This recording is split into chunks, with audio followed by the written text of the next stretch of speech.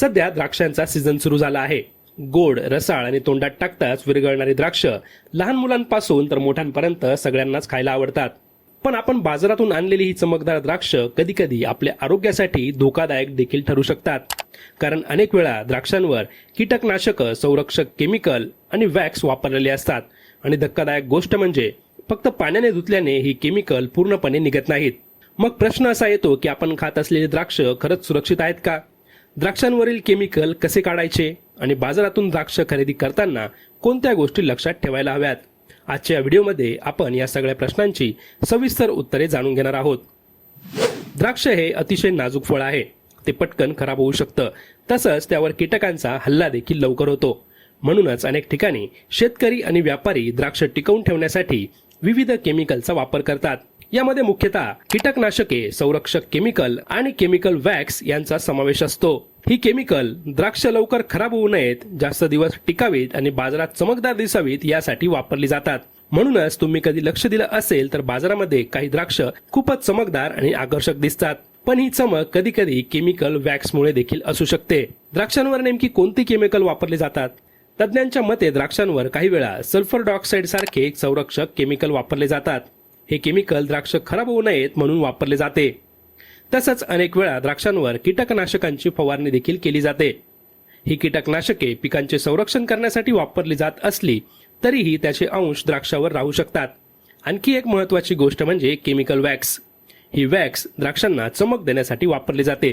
म्हणूनच बाजारामध्ये काही द्राक्ष खूपच चमकदार दिसतात आणि लोक त्यांना उच्च दर्जाची समजून खरेदी करतात। आता सर्वात महत्त्वाचा प्रश्न म्हणजे जर आपण ही केमिकल असलेली द्राक्ष खाल्ली तर आपल्या शरीरावर काय परिणाम होऊ शकतो? तज्ज्ञांच्या मते जर अशा द्राक्षांचा जास्त प्रमाणामध्ये सेवन केलं तर पचन संस्थेवर वाईट परिणाम होऊ शकतो। यामुळे पोट फुगणे, गॅस, अपचन अशा समस्या निर्माण होऊ शकतात। काही लोकांना ॲलर्जी देखील होऊ शकते। काही केमिकल आपल्या मज्जासंस्थेवर देखील नकारात्मक परिणाम करू शकतात। म्हणूनच द्राक्ष खाण्यापूर्वी ती योग्य पद्धतीने स्वच्छ करणे अत्यंत गरजेचं आहे। फक्त पाण्याने धुतल्याने केमिकल निघतात का? तर नाही। बहुतेक वेळा द्राक्ष बाजारातून आणल्यावर फक्त पाण्याने आपण धुवून खातो, पण अनेक संशोधनांनुसार फक्त पाण्याने धुतल्याने सर्व केमिकल पूर्णपणे निघत नाहीत। काही केमिकल आणि कीटकनाशके द्राक्षांच्या सालीवर चिकटून राहू शकतात। म्हणूनच द्राक्ष स्वच्छ करण्यासाठी काही सोपे घरगुती उपाय वापरणं अधिक सुरक्षित मानलं जातं। द्राक्षांवरील केमिकल काढण्यासाठी घरगुती उपायांपैकी पहिला उपाय म्हणजे मीठ आणि व्हिनेगरचा उपाय। द्राक्ष स्वच्छ करण्याचा सर्वात सोपा उपाय म्हणजे मीठ आणि व्हिनेगर। एका भांड्यामध्ये भरपूर पाणी घ्या, त्यामध्ये अर्धा चमचा मीठ आणि थोडासा व्हिनेगर मिसळा। आता या पाण्यामध्ये द्राक्ष 10 मिनिटे भिजत ठेवा। यानंतर द्राक्ष पुन्हा साध्या पाण्याने धुवा। यामुळे द्राक्षांवरील अनेक केमिकल आणि कीटकनाशकांचे अंश कमी होण्यास मदत होऊ शकते। दुसरा उपाय म्हणजे बेकिंग सोड्याचा वापर। द्राक्ष स्वच्छ करण्यासाठी बेकिंग सोडा देखील उपयुक्त ठरू शकतो। एका भांड्यामध्ये पाणी घ्या, त्यामध्ये अर्धा चमचा बेकिंग सोडा आणि थोडासा लिंबाचा रस मिसळा। आता या पाण्यामध्ये द्राक्ष काही मिनिटे ठेवा। यानंतर ती साध्या पाण्याने स्वच्छ धुवून काढा। हा उपाय द्राक्षांवरील काही केमिकल काढण्यासाठी मदत करू शकतो। यानंतर तुम्ही कोमट पाण्याचा देखील उपाय करू शकता। द्राक्ष स्वच्छ करण्यासाठी कोमट पाणी देखील उपयोगी ठरू शकते। एका भांड्यामध्ये कोमट पाणी घ्या, त्यामध्ये द्राक्ष काही मिनिटे ठेवा। कोमट पाणी द्राक्षांवरील काही केमिकल आणि घाण काढण्यास मदत करू शकते। हे सर्व घरगुती उपाय असले तरीही द्राक्ष खरेदी करताना काही गोष्टींकडे लक्ष दिल्यास आपण सुरक्षित फळ निवडू शकतो।